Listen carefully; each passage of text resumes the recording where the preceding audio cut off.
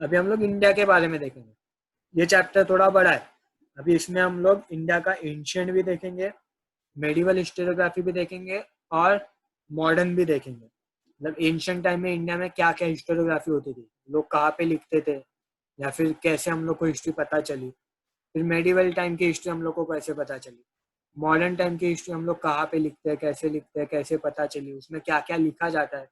ये सब चीजें हम लोग अभी देखेंगे। ठीक है, पहला स्लाइड आदित्य रीड करो। रुका आएगा, अभी आया Yes, नहीं sir. देखो। ये वाला रीड करो। Tradition of Indian historiography. Historiography in the ancient period. In the ancient period in India, memories of great deeds and of ancestors and mythological lore, also memories of social transitions, we preserved with the help of oral recredal. देखो अभी यहाँ पे क्या दिया है कि Indian historiography हम लोग को स्टडी करनी है, और उसमें पहले हम लोग को देखना है एंशिएंट पीरियड। एंशिएंट पीरियड मतलब मैंने क्या बताया था, जीसस क्राइस्ट के बर्थ के पहले का जो पीरियड है वो सब पीरियड, और उसके बाद का 500 to 600 ईयर्स का पीरियड, ये पूरा जो पीरियड है उसको हम लोग एंशिएंट पीरियड बोलते हैं। तो एंशिएंट पीरियड में हिस्टोरियोग्राफी जो है वो कैसे पता चलती थी हम लोग को, हम लोग के जो एंसेस्टर होते थे उनके बारे में हम लोग को कोई ना कोई तो स्टोरीज बताता था। ठीक है, मेमोरीज मतलब हमको कोई ना कोई तो स्टोरीज बताता था। ओरल रिसाइटल्स होते थे। ओरल रिसाइटल्स मतलब ओरली हम लोग को मैसेज मिलता था कि हम लोग के एंसेस्टर कैसे थे, हम लोग के एंसेस्टर की स्टोरीज क्या थी, उन्होंने क्या क्या अलग अलग काम किए थे, उनके बारे में ओरल रिसाइटल्स हम लोग को समझता था। बच्चे लोग यहाँ पे दिख रहे हैं आपको, और उनका कोई तो टीचर है जो उनको ओरल रिसाइटल्स मतलब ओरली सब कुछ बता रहा है। जैसे मैं अभी आपको ओरली सिखा रहा हूँ, वैसे ओरली सबको अलग अलग पास्ट की चीजें बताई जाती थी। तभी कोई ऐसा बुक वगैरह नहीं होता था। फॉर एग्जाम्पल अभी आपके पास बुक है, आप बुक में से पढ़ रहे हो, मेरी बात भी सुन रहे हो, तभी बुक होती थी क्या? नहीं, सिर्फ ओरली एक मैसेज होता था। वो एक टीचर अपने स्टूडेंट्स को पास करता था, फिर वो स्टूडेंट से अलग अलग लोगों को पास होता था। तो ऐसे करके एंशिएंट पीरियड में बहुत सारी हिस्ट्री प्रिजर्व की गई थी। बहुत सारी हिस्ट्री हम लोग को जो पता है अभी वो ओरल रिसाइटल से ही हम लोग को पता चली है। ठीक है, पढ़ो मोहम्मद, पढ़ो ये slide. The,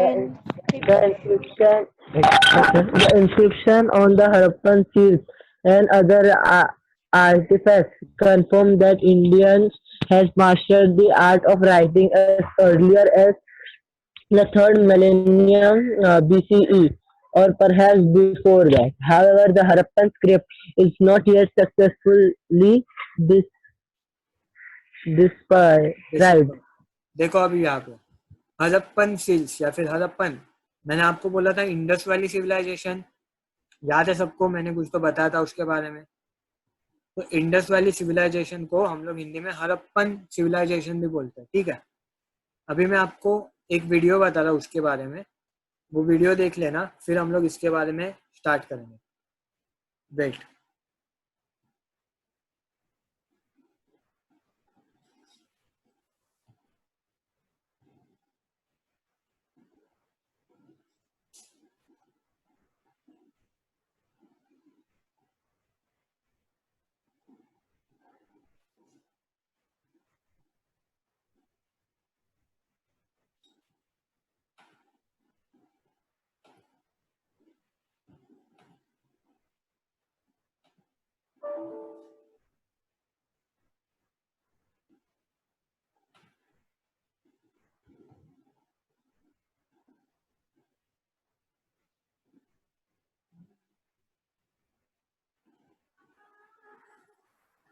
The ancient city of Mohenjo-Daro is one of the first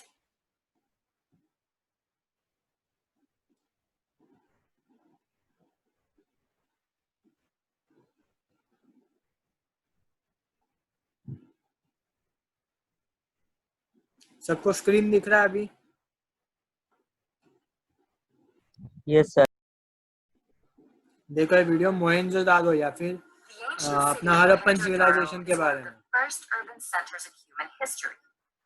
Nestled in southern Pakistan's Indus River Valley, अभी के टाइम में वो Mohenjo-Daro is the पाकिस्तान के largest साइड and पे, best preserved city यहाँ of पे the इंडस Indus रिवर दिख रहा है हम civilization. लोग को। The earliest known और इंडस civilization रिवर of के the यहाँ पे Indians मोहनजोदड़ो हम continent. लोग को दिखा। ये सब Mohenjo-daro was आर्कियोलॉजी built करने के around बाद से सब 2500 स्ट्रक्चर्स आए। BC, about the same time the Great Pyramids were being built in Egypt, and it spanned a surface area of ये nearly इमेज मैंने 500 बताया था आपको acres, ग्रेट बाथ का। an incredible size for a city of this time period. Because of Mohenjo-daro's grand scale, archaeologists believe it may have served as a seat of power for the Indus civilization. The city was divided into two districts, the citadel and the lower town. The citadel is home to the city's exceptional monuments, including the Great Bath, a 900 square foot tank fed from the Indus River. Mohenjo-daro also had a sophisticated water system. Houses had baths and toilets, and the town featured both an elaborate sewage system and fresh water in 700 wells throughout the city. The Roman baths, some of history's most famous waterway systems, weren't constructed until many hundreds of years after Mohenjo-daro's Great Bath. Mohenjo-daro has no places of worship or governance, such as palaces, royal tombs, or temples. This may indicate that the society was not built around state interests like the Egyptian and Mesopotamian societies at the time. Rather, the class structure of Mohenjo-daro may have been relatively equal. The city's second district, the lower town, may demonstrate the society's egalitarian structure. The lower town, with its intricate water system, was home to between 20,000 to 40,000 people. Unlike many urban areas of its time, it was laid out in a grid system similar to modern-day city blocks. After approximately 600 years, the city collapsed. No one is quite sure why, but the cause could potentially have been a change within the culture, or in the path of the river. Without its crucial source of water, the city's residents may have moved away, leaving Mohenjo-daro nearly abandoned. In 1911, nearly 4,000 years after the city fell into ruin, archaeologists paid their first visit. The ensuing decades of excavations have unearthed countless clues that tell the tale of Mohenjo-daro, but it still holds secrets for us to discover.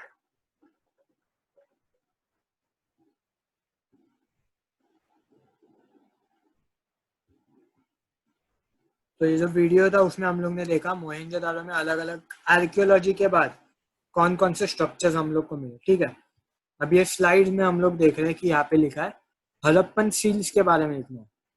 Indus valley civilisation में ना ऐसे अलग अलग square shape के seals मिले थे। Seals मतलब square shape के कॉइन्स के आकार के, या फिर आप कॉइन्स जैसे ऐसे स्ट्रक्चर्स मिले थे जिनको हम लोग सील्स बोलते हैं।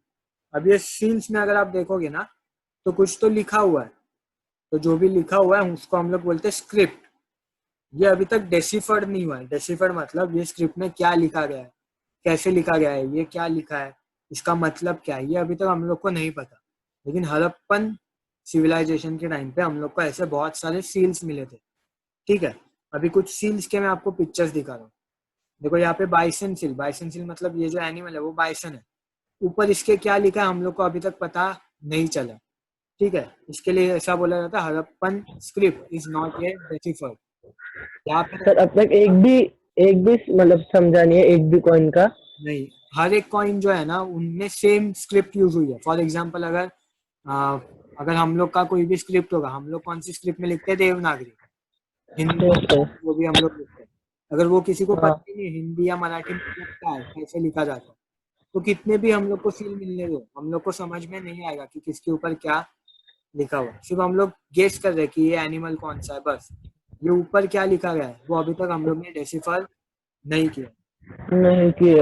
यहाँ पे देखो यूनिकॉर्न मतलब एक एनिमल होता है।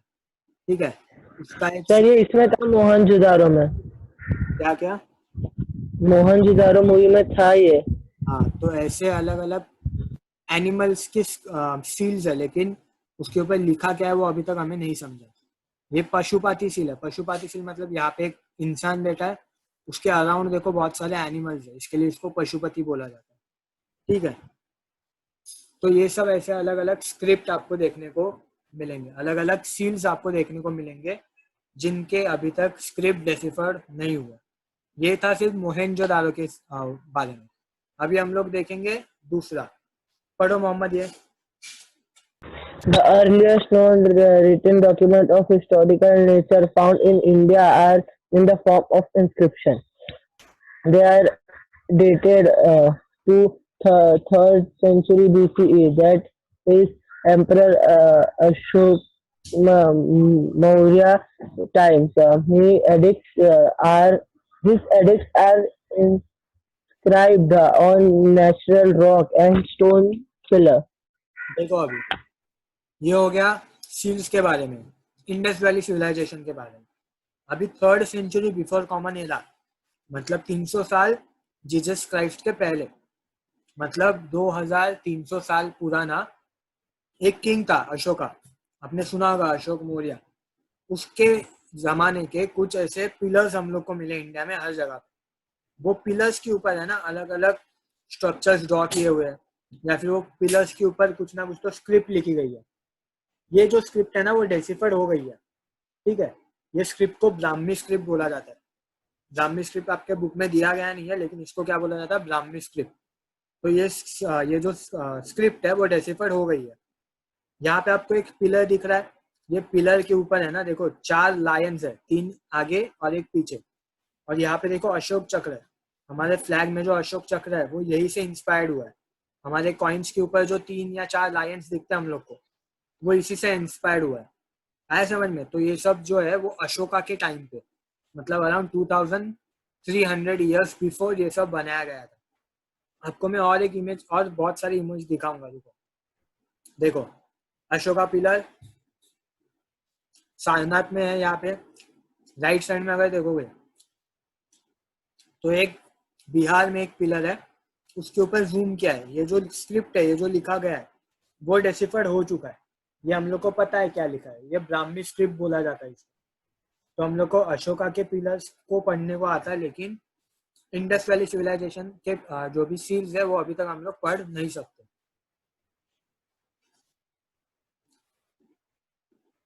कुतुब मीनार में एक पिलर है जो कि अशोका के टाइम का है। सारनाथ बिहार, अगेन यहाँ पे एक पिलर है जो कि अशोका के टाइम का है। उसके ऊपर कुछ ना कुछ तो लिखा है, ये आपको पता है। अशोका के बारे में लिखा जाता था, अशोका ने कौन कौन से वॉर फाइट किए हैं उसके बारे में लिखा जाता था, और अलग अलग चीजें लिखी जाती थी। दिल्ली में एक पिलर है, वो पिलर का इमेज, ठीक है। तो आपको अभी मैंने 2 बातें बताई। पहला मैंने बताया इंडस वैली सिविलाइजेशन के बारे में, वहां पे क्या मिलते थे, सील्स मिलते थे। दूसरा मैंने बताया अशोका के time 3rd century before common era, मतलब 2300 साल पहले के जो पिलर्स है उनसे भी हम लोग को अलग अलग इंफॉर्मेशन मिली है। अभी हम लोग देखेंगे 1st सेंचुरी कॉमन एरा, मतलब जीसस क्राइस्ट के बर्थ के बाद का period.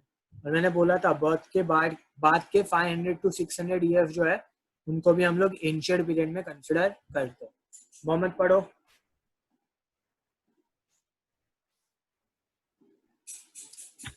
From the 1st century CE, inscriptions began to occur on coins.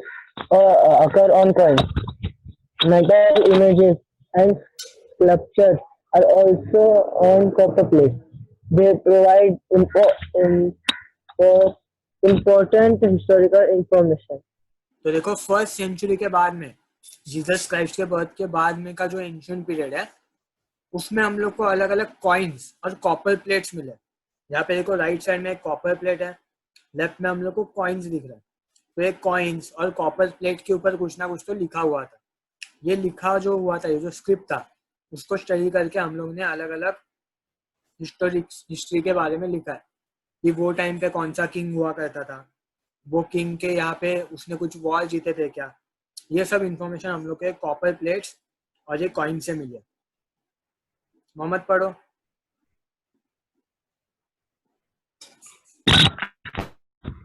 We get to know about the dates of various kings, dynastic genealogies, territorial extent, and administration of various empires.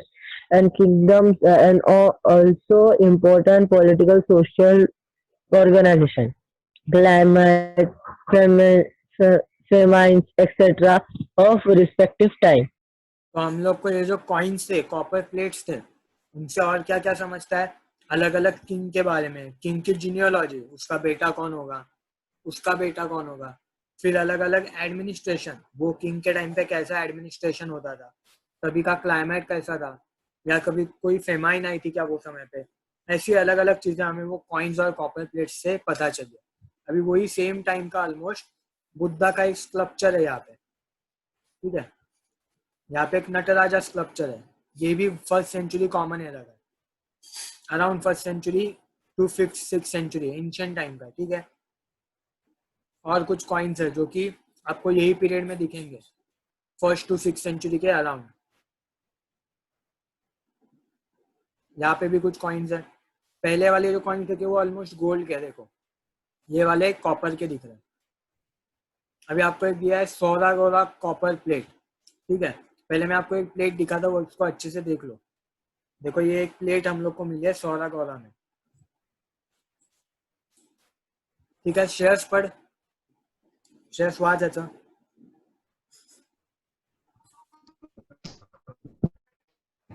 We get to know about the date. Sohagaura plate.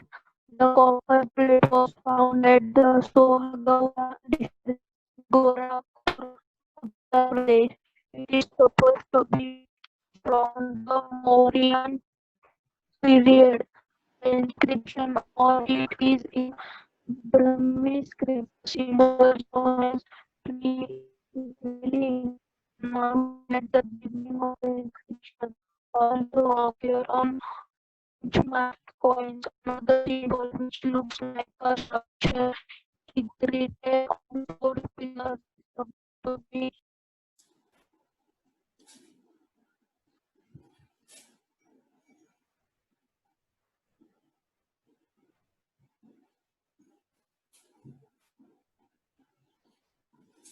देखो यहाँ पे अभी ये जो copper plate है उसके ऊपर क्या क्या लिखा गया वो आपको दिया है, ठीक है। ये पढ़ा अभी श्रेयस ने। सोहागौरा जो प्लेस है वो अभी कहाँ पे, उत्तर प्रदेश में, गोरखपुर में एक उत्तर प्रदेश में एक डिस्ट्रिक्ट है गोरखपुर। यहाँ पे हमें एक कॉपर प्लेट मिली थी जो कि एंशिएंट टाइम की थी। अभी एक कॉपर प्लेट अगर ऑब्जर्व करोगे, देखो यहाँ पे ट्रीज ड्रॉ किए हुए दिख रहे हैं, यहाँ पे एक ट्री है, ये जो सेंटर वाला स्ट्रक्चर है उसको ऐसा बोला गया कि ये माउंटेन है, और यहाँ पे जो 4 पिलर्स के ऊपर जो स्ट्रक्चर दिखाया गया है उसको बोला गया है कि ये क्या है, ये ग्रैनरी है। ग्रैनरी मतलब जहाँ पे फूड स्टोर किया जाता है।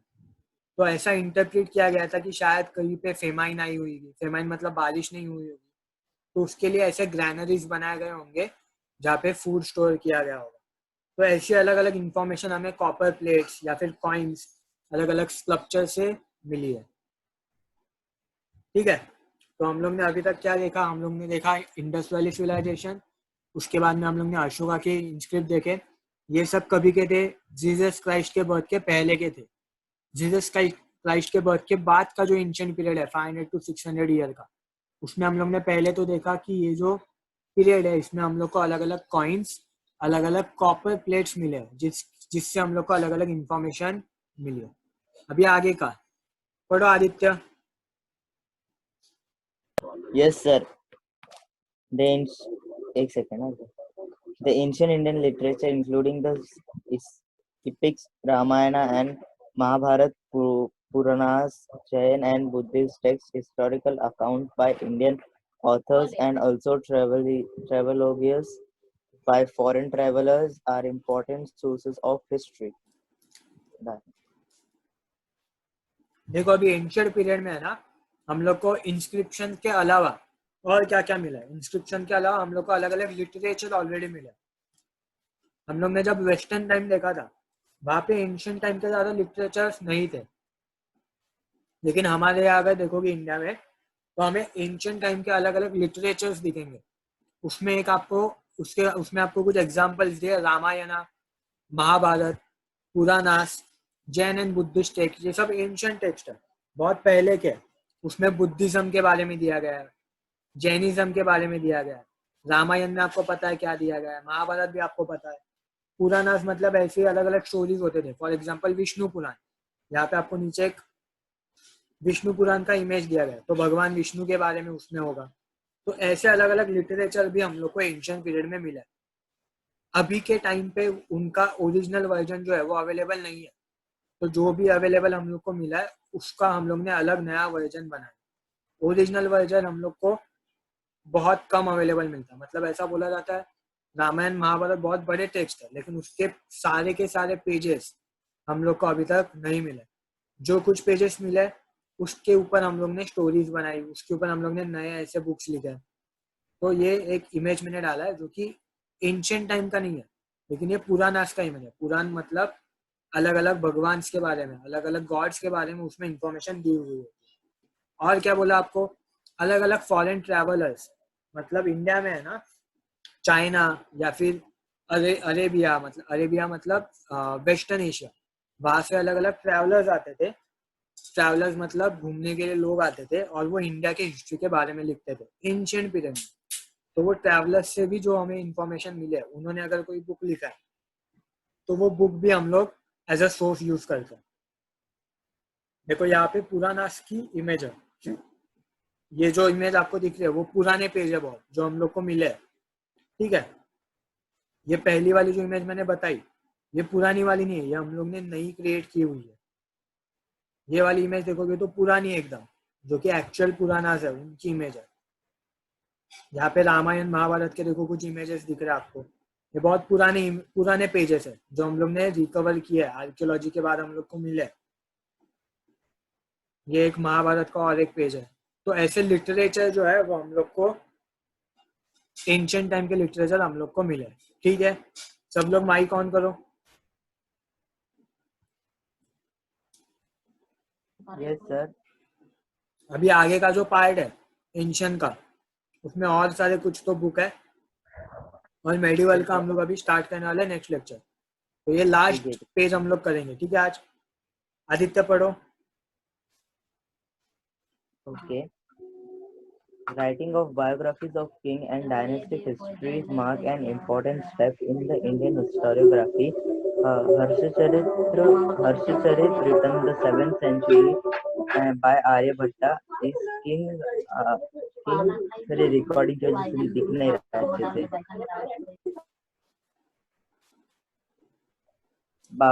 Biography portray the realistic picture of social, economic, political, religious, and cultural life during the king's time. देखो अभी माइक ऑफ करो। देखो अभी writing of biographies of king and dynasties, मतलब कुछ ऐसे लोग थे जिन्होंने एंशिएंट टाइम के जो किंग्स थे उन किंग के लाइफ के बारे में, उनके डायनेस्टी के बारे में लिखा है। बहुत सारे ऐसे, लेकिन उसमें आपको एक एग्जांपल दिया गया है। एक ऑथर था बना भट्टा, यहाँ पे उसका इमेज है। उसने किंग हर्षवर्धन करके किंग था, किंग हर्षा बोलते थे उसको, उसके बारे में 7th सेंचुरी कॉमन एरा में एक बुक लिखी थी। वो बुक का नाम क्या था, हर्षचरित। हर्षचरित मतलब किंग हर्षा का पूरा लाइफ टाइम में उसने क्या क्या किया उसके बारे में उसने एक बुक लिखी थी। ये बुक में किंग के टाइम के जो भी इवेंट हुए थे, social events, economical events, political, religious, cultural life, मतलब किंग के टाइम पे कोई फेस्टिवल होता था क्या, या फिर तभी सोसाइटी में अलग अलग क्लासेस होते थे क्या, तभी पॉलिटिक्स होता था क्या, तभी इकोनॉमी कैसी थी, लोग क्या खरीदने के लिए क्या देते थे, पैसा होता था क्या, कॉइन्स होते थे क्या, ये सब चीजों के बारे में बना भट्टा ने अपने बुक में लिखा है। तो बुक का नाम मार्क करो, हर्षचरिता। किसने लिखा है, बना भट्टा ने 7th सेंचुरी में लिखा है। और किसके बारे में लिखा है, किंग हर्षा के बारे में। ठीक है, तो अब तक जो हम लोग ने देखा वो क्या था, सब एंशिएंट हिस्ट्री के बारे में था। एंशिएंट हिस्ट्री के क्या क्या प्रूफ्स है हम लोग के पास, इंडियन एंशिएंट हिस्ट्री के क्या क्या प्रूफ्स है, क्या क्या चीजें मिली है। पहले हम लोग ने हड़प्पा देखा, फिर अशोका के बारे में देखा, उनके उनके सील्स और इंस्क्रिप्शन हम लोग को मिले। फिर उसके बाद में हम लोग ने देखा कि कॉमन एरा में हम लोग को अलग अलग, कॉमन एरा मतलब जीसस क्राइस्ट के बर्थ के बाद अलग अलग कॉइन्स, कॉपर प्लेट मिले। उसमें हम लोग ने एक एग्जाम्पल देखा सोहा गौरा का। फिर उसके बाद में लिटरेचर देखा। लिटरेचर हम लोग को एंशिएंट पीरियड में पहले तो महाभारत, रामायण, अलग अलग पुराणास मतलब गॉड के बारे में इंफॉर्मेशन से उसने, ये सब पुराणास के बारे में कुछ इंफॉर्मेशन मिले, उनके कुछ पेजेस हम लोग को मिले, जिससे हम लोग ने अलग अलग स्टोरीज भी बनाई। फिर हम लोग ने देखा कि हर्ष चरित्र, बना भट्टा करके एक ऑथर था, उसने किंग हर्षा के बारे में, उसके चरित्र मतलब उसके पूरे लाइफ टाइम के बारे में बुक लिखी है, जिसमें किंग के टाइम पे कैसा होता था, कैसा सोशल लाइफ चलता था, उसके बारे में उसने लिखा है, जिसका नाम है हर्षचरिता, बना भट्टा ने लिखा है। तो ये सब चीजें याद रखो। नेक्स्ट लेक्चर में हम लोग क्या स्टार्ट करेंगे, मेडिवल पीरियड का हिस्टोरियोग्राफी स्टार्ट करेंगे, ठीक है।